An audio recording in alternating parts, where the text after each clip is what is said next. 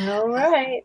Hello and welcome everyone to the Transform Your Relationship show. I'm Laura Rubenstein here with the awesome and wonderful Rhoberta Shaler, Dr. Rhoberta Shaler. How are you? I'm transformed. You are. Do tell. Well, I've been taking care of a gentleman who is 100 years old, and I've been taking care of him for 9 years. And in the last 18 months, I've fed him every day. And this weekend, he fell down, and we spent the time at the hospital, and he died. I'm so sorry. And I had some really transformative experiences being with him in the hospital and doing a little service for him right there in the hospital, just he and I alone after he died, and it was quite amazing. Wow, well, that's a whole topic in and of itself, going through the death transformation. Wow, and how it transforms one. Do you want to share anything else about that? That sounds way cool. Oh, there's so much to talk about. No, I think I'd rather put it in the right context one day and talk about it. Um, I was just so in such a clear awareness place, just being with him while he was in the hospital, and while just watching him sleep for hours, and yeah, lots to talk about. Yeah. Yes. Wow. Well, thanks for Well, sharing that. It's good and to how are know. you? I'm good. I'm, doing the the transformation daily thing too. Had a lot of good time with family and just really immersed myself in that this weekend, which was good after being so focused on work and it's just really good to take a step back and say, hey, this is the juice of life. It's Yeah. not just about work, and it probably was highlighted for you as well when thinking about, okay, well, what am I spending my life doing, right? And there's work that's impactful, and then there's feeding your soul, which kind of can overlap, and it also can be draining if we don't watch it, for me anyway. So, Well, I think I have the pleasure of doing something that does feed my soul as work. And, I think that's what makes me so passionate about it, because my work of helping people is more of a calling than a career. yes. So it gives me that experience every day, which is a great joy, for me. Yeah. So it's beautiful. And by the way, everyone, you can find Dr. Roberta Shaler at forrelationshiphelp.com. And And you all can find Laura Rubenstein at transformtoday.com. So there we are, all caught up. And if you Yay! happen to have a really difficult person in your life, you can find me at hijackals.com I love that. and learn more about that. Yeah, I was just talking to an exciting woman this morning. I'm going to be on a radio show, and we were preparing for it, and really exciting. Yeah, her name is Michelle Ann Owens, and she owns Lady Fox Entertainment in Los Angeles. And we are going to have an amazing conversation. So I'll be sure to tell everybody about it once that segment airs. Nice. Oh, that sounds exciting. Yeah. And Lady Fox, is that her name of her show? That's No, great. the name of her show is No Limits, but she has a production company called Lady Fox Entertainment. Neat. That's great. Well, cool. All kinds of updates here. And today's topic, which is very interesting, is communicating versus connecting. Which are you doing? Should you do both? Why? We're going to explore all of that today. So maybe we should start with, what is the difference between communicating and connecting? Or is one a subset of the other? Well, great questions. So I'll throw this out. There's a difference between communicating and communication. Mm, Communicating means I just blather on. Blah, blah, blah. I write you an email. I talk. I do whatever I need to do. So I'm communicating. right. But communication has not occurred until the other person understands exactly what you meant. And then we have connection. Ah. And it doesn't mean the other person necessarily agrees. It just No. means they Yeah, understand. that the interaction went on long enough, so they say, is this what you meant? That's not quite what I meant. Is this what you wanted? No. And you get the opportunity to stay in the communicating until the communication occurs. Like, okay, I got it. I hate it, but I got it. Or I love it, but I got it. And I know what to do next, and I'm clear. That's when communication has occurred. So what I'm hearing is that communication is rather important if you want to establish a good relationship. The question that's coming up for me is, I seem to be one who always wants to explain back and let people know that I got what they said.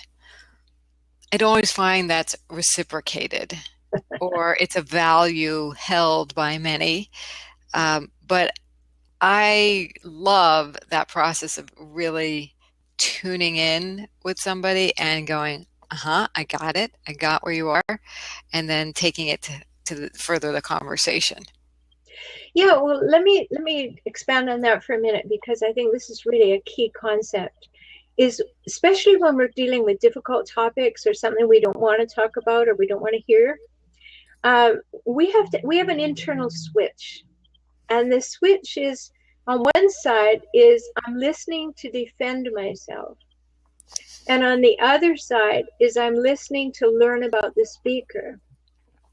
And if we're really aware, we learn about that internal switch. And when we check in with ourselves and we learn that we're really listening to defend ourselves, we switch it over to listening to be interested in learning about the speaker. And you're talking about being over there, but other people are just either listening to defend themselves or only have listening at all, just to make it appear that they're in relationship with you. And that happens a lot.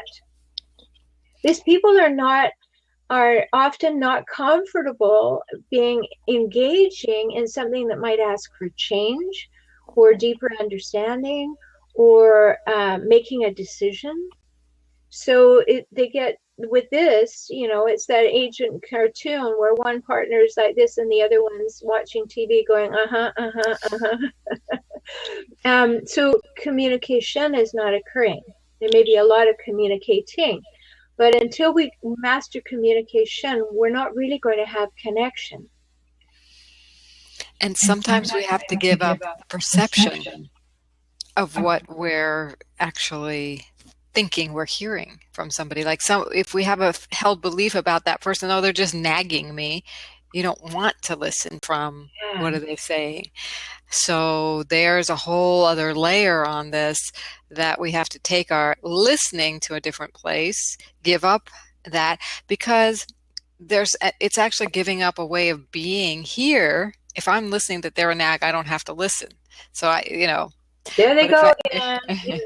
Right. So I don't have to listen. But then if I give up that they're nagging and maybe they're saying something that I should listen to really, then I can't, then I have to be more proactive. I have to do something. And that means changing myself and how I respond. And sometimes we're kind of stuck in that and we don't know we are. So I read this on Facebook.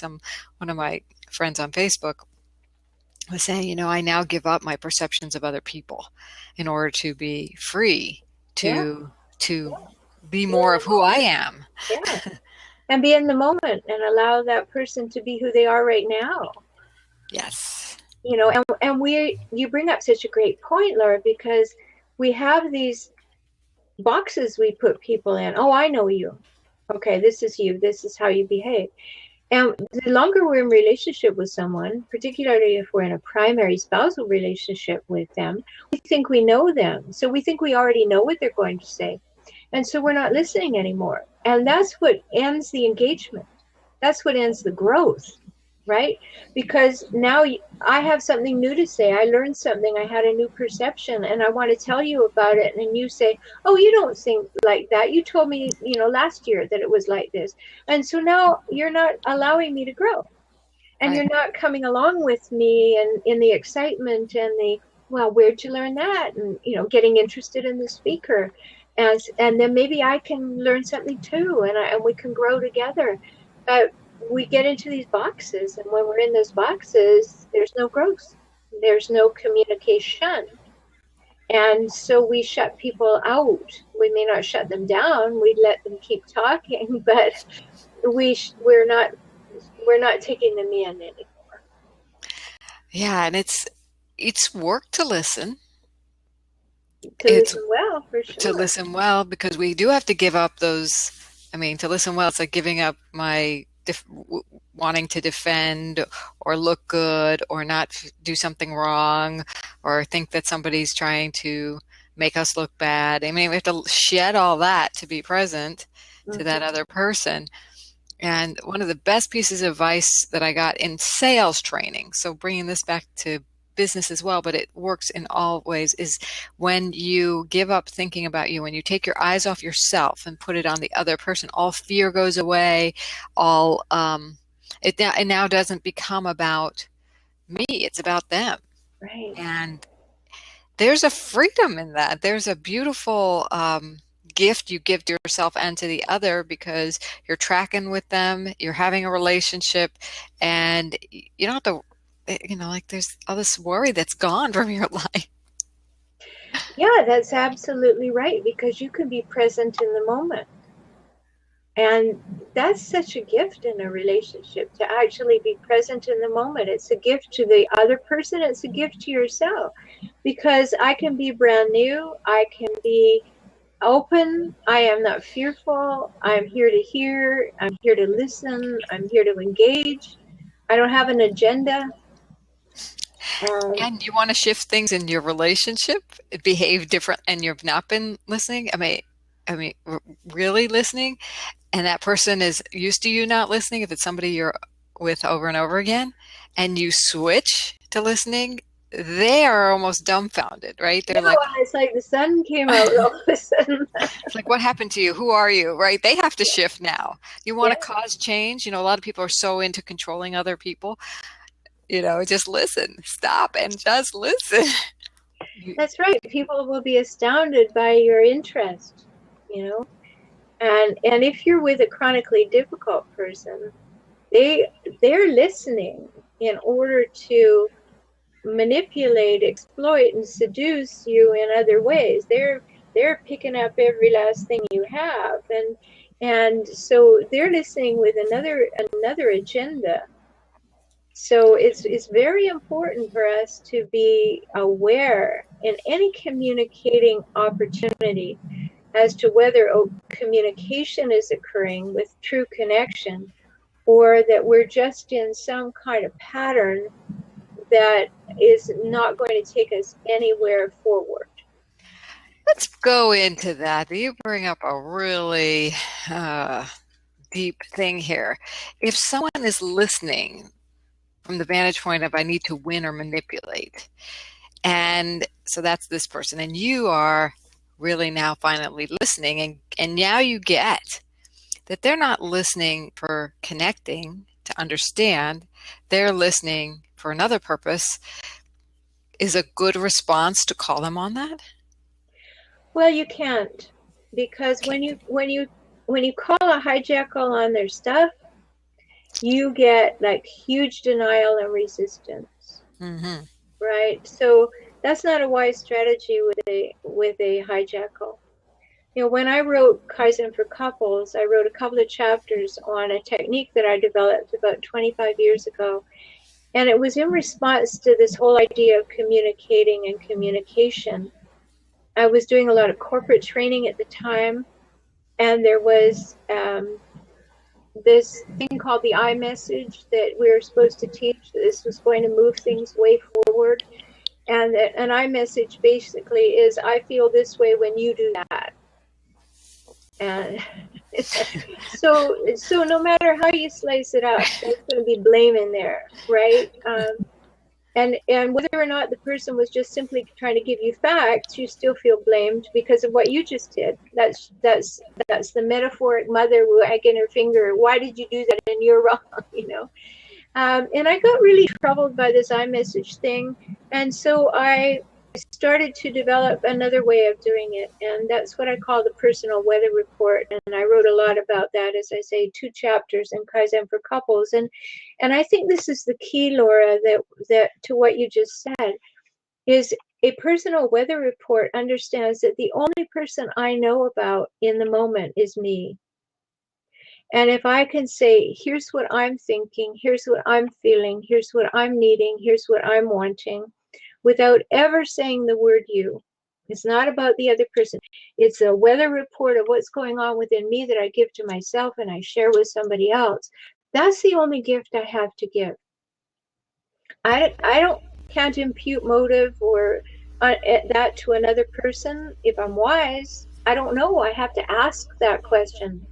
So in response to what you were saying, if you refute a hijackal, you just set up a war zone and it doesn't work. So it's a question of inquiry and intent.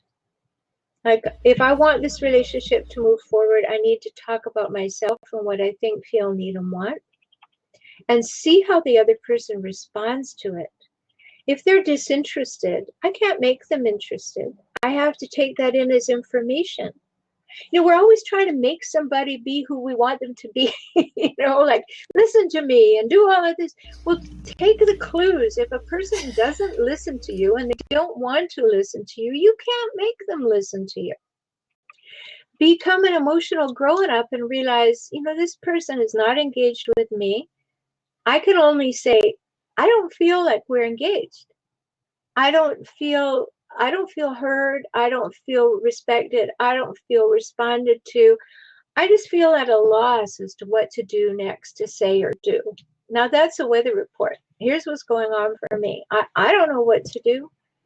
I don't know how to fix this, and let the other person respond. And then believe them. Mm-hmm. If a person behaves badly all the time, believe them. You at some point you have to stop blaming and fixing and realize that person is telling you who they are, how they are now, and you have to decide whether you love and accept them the way they are or you don't, and then you make decisions for yourself. But you're not going to recast them or change them. That's not your job. The only person we can change is ourselves. So we get into these power struggles that are completely without any just cause. They won't take you anywhere, and they won't make you feel better, that's for sure. Yeah, so I guess when I said calling them on it, you never use like, here's what you're doing, but it's more like, here's what I'm feeling. What I got. Yeah. Here's what I got. I don't feel listened to, or I want to make a connection here. I need to know I'm understood. And I love that you said, and I'm at a loss as to what to do next. Although one could always say, I feel or I want what I want, but I don't know how to get it. Yeah, exactly. And I think there's another piece, Laura, that we should put into the mix. And that is, in order to really have a relationship with anybody, you have to be willing to be wrong. Yeah. Boo! No, don't make me be wrong. Yeah. I do a weekly blab with Dr. Beth Halbert, and we call it Living Well with Teens. And she was using, we were talking about this very thing, and she said, here's an example from my life. And she said that she talked about a TV show called The Brain Game. I don't know, I haven't seen it, but she talked about it.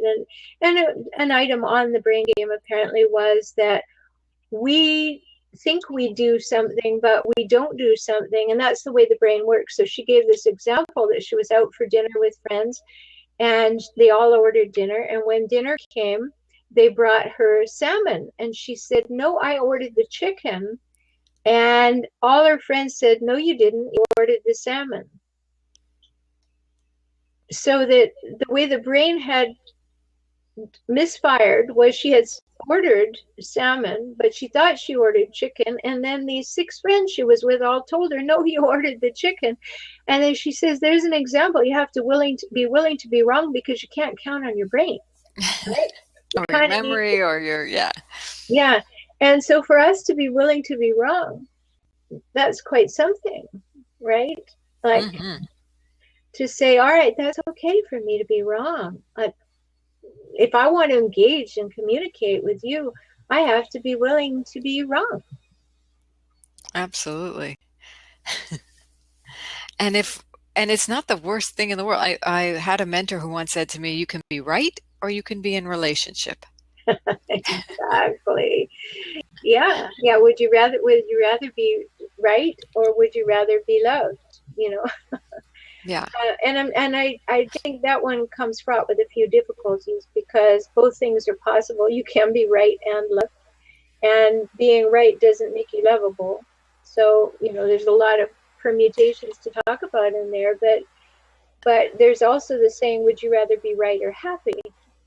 And, these things, it really requires some deep thought, because I don't like the way that people bandy these around like they're band-aids, like panacea for everything. Right. But, if we really want to be in connection with somebody, A, it takes time, and B, it takes willingness, and C, it takes some skill. And that's what we're talking about. Like, if you don't have these perceptions, like you brought up the idea of perception, that I need to be able to be wrong, I need to stick with the process, I need to be able to give a personal weather report, I need to be in touch with myself enough to do that. And then maybe I can begin having connection and communication. Also sounds like how do you get from a place of gotta be right to want to being in relationship regardless of if I'm right or wrong, right? And it seems like it's about where do you put your attention and your focus? Is it on yourself or on the connection? If you put a higher value on the connection and having that relationship, being right doesn't matter as much. Yeah. How many of us have been in long-term relationships with people? Did we stay in them, and were they healthy relationships if we had to be constantly right? Or is it because Or they did. we could allow for there to be some give and take, some collaboration? I often think in that context, Laura, and I'm interested in what you think about this. I think sometimes we've been sold a bill of goods about compromise. That people say, well, when you get married, you need to learn how to compromise. And I think compromise is a little part. But I think the thing that we really need to learn how to do is collaborate. Compromise is like, I get what I want sometimes, you get what you want sometimes, and we kind of have a tit for tat scoreboard kind of thingy, even if we're not keeping track. But collaboration means, what's our end goal? And if the relationship growth is the end goal, then we see it as learning to collaborate. And we're not keeping score. We're not doing any of that. We're actually deepening the relationship because of our interest and our love and our acceptance and our desire to make the relationship important. And many people come from a lot of fear, and the ability to make the relationship important is a stretch. Yes. I think you can start with a mindset of compromise, and I think the idea of collaboration is a more intricate concept because it does require conversation, acknowledgement that we are collaborating, that we do have what is our end goal, and if we are going for this end goal, what does that mean about when we come to situations where one has to compromise, or it's, I think you start with a baby step in compromise and you work towards collaboration, because until you have the conversation or the awareness that, we want this thing to be working and everybody feels like their needs are met, and that we're creating something bigger than giving up this or that, or doing it my way versus your way, right? Yeah. I'd love for you to say more about the differences between collaboration and compromise, because I think so many people don't get the collaboration aspect in relationship and how it differs from the compromise? Sure. Collaboration means that the two of us are equal and that we're contributing to a larger picture. So if I'm collaborating on a team at work, I have an end goal. I have a place I'm directing myself to. We're both engaged in getting to that place. We're both engaged in giving our best, listening to each other, valuing each other. And we know that the end game is that we will come up with the best solution. Here's an example. A Polaroid company did some work with teams a long time ago. And they put together a bunch of people who had the same personality type, the same learning type. They're basically the same way of processing information. And they set them to a task. And then they took a group of people who engaged all of the different personality types, and he just made unco-hosted me. I didn't do anything. Something happened. Anyway, and they put them all and together and set them a task. And what happened was the people who all thought the same way came up with a solution faster, and they were adamant about their solution. The people who were all different came up with a amazing solution. It took way longer, but it lasted longer. It was more far-reaching. It was greater. That was collaboration. And when we get into a relationship with someone else, we find out the ways in which we're different than each other. We're not like that other team where we were already, we took all the tests and we found out we were exactly the same, and now we're going to agree about everything, and it's my way or the highway because we're right. So when we are in a relationship, whether it's at work or at home or with a mother or whatever it is, we can transform it into collaboration by saying the relationship is greater than the sum of its parts. But compromise is simply one little strategy, whereas if I don't really care which movie we see, let's see your movie. Or if I do really care, then we're going to have a conversation about it, and we're going to make a decision, and it will probably involve, we'll do it this way this time, and next time we'll renegotiate. But collaboration is a much bigger, more holistic picture with a greater goal in mind. So if you want your relationship to blossom and grow and evolve over time, you need to collaborate. And sometimes you're going to compromise. Oh, there's no sound, Laura. Oh. It's not either or, it's both. That's right. Yeah. So cool. Yeah, you got some interesting technological things going on there. Your mic cut out and then it cut back in. And... No, I muted it and unmuted it. You muted it. All right. But I don't see you as co-host, and I did make you it again, so hopefully you're now co-host. Yeah, it says I am. Okay, but great. Let me just remind people for a minute, if you want to talk more about what Laura's up to and all the work that she does with people on social media, what she does with her marketing work, her hypnosis work, so many wonderful things in a holistic way that Laura brings together, go to transformtoday.com and learn more. And likewise, forrelationshiphelp.com is your resource for everything Rhoberta, including her books, Kaizen for Couples, and you have the Hijackals. I don't have a Hijackals. You have that one. Well, I have that. That's if you will find yourself in a relationship, what you would determine is a chronically difficult person. That means they're not momentarily difficult. They're difficult most of the time, chronically. There may be a hijackal. Go and find out there. That will give you access to my free ebook, How to Spot a Hijackal. And that's a great starting point, because if you're dealing with a hijackal, it's not the same as dealing with a non-hijackal, and you need to know the difference. You need to get those skills, hijackal skills. Oh, I think we have another topic here, hijackal skills. Yeah, well, the first in the ebook series, Escaping the Hijackal Trap, is called The Truth About Hijackals and Why They're Crazy Making. So it's about identifying and understanding them. At the end of June, the second book will be out, which is Handling Hijackals Effectively.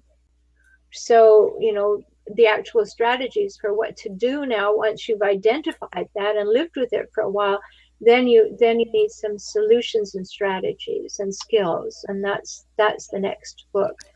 And even if you don't live with one or you don't come in contact with one every day, I find that your wisdom is, first of all, those skills are good anywhere. You can notice when people are being difficult in general and have some skills to deal with them in those moments as well. It makes you just more aware of who you are. It's really awesome work. So I love your Hijackal work. Yay! Yeah, thank you. It's really good for people to know, because you may see some patterns that you hadn't seen before.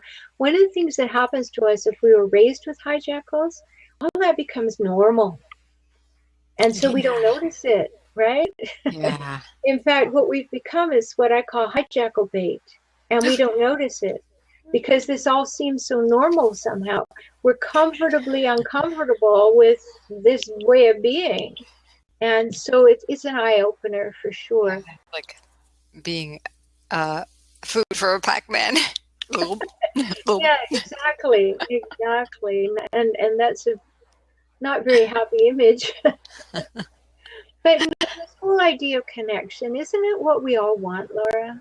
I mean, an ability to have at least one, if not five, people in our lives, adult people, not necessarily our parents, which that, people we were given, but people that we know, that we've been able to form a deep, abiding connection with, that we can ride through easy times and fun times and difficult times and crises, and have that deep connection, that there's no quitting, there's interest, there's engagement, there's support.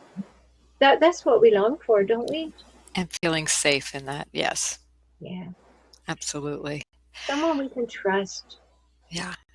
And so if we identify that we are hijackal bait, we can not be that anymore. and get us out. You have to understand that if you are hijackal bait, then you're going to attract hijackals subconsciously, and you're going to be unhappy repeatedly, and you'll get out of one relationship. Like I was saying this morning in an interview, if you're with a hijackal, don't leave unless they're physically abusive. Get all the juice you can out of it, all the learning you can have about yourself and skills, and try things.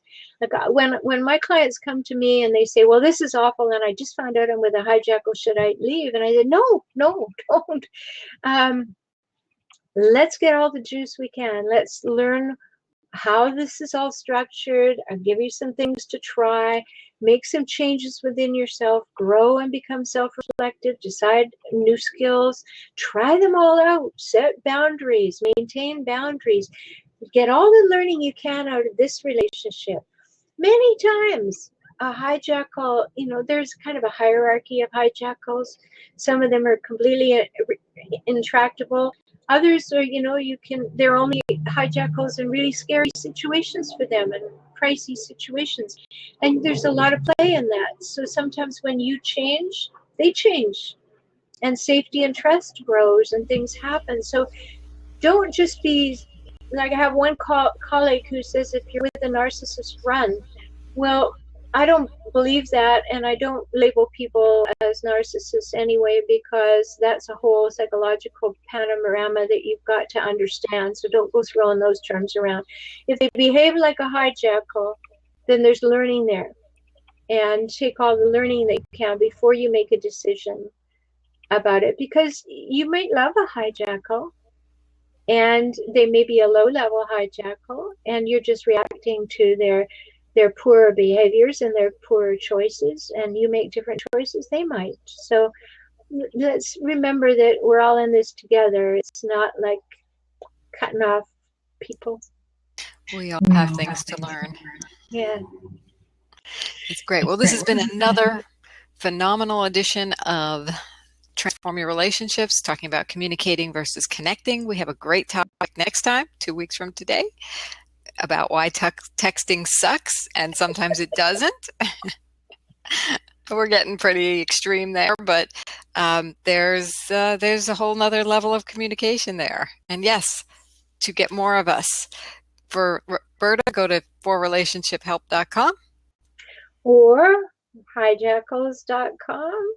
And for Laura, go to transformtoday.com. That's a great invitation to big difference in your life. You can also try out my feminine power cards, talking about a lot of the things we talked about today as well, for women feeling more of who they are and getting more awareness for yourself. Yeah, they're So great. this was so awesome. Props up, babe. Yep. Lots of props. Here they come. So yes, once Awesome. again, and remember too, if you enjoyed this, just go back to Blab, look at Laura's shows, go to our YouTube channels, find all that. All of the back shows are there for you. Good resources. We'll see you next time. Yeah, bye-bye. Bye.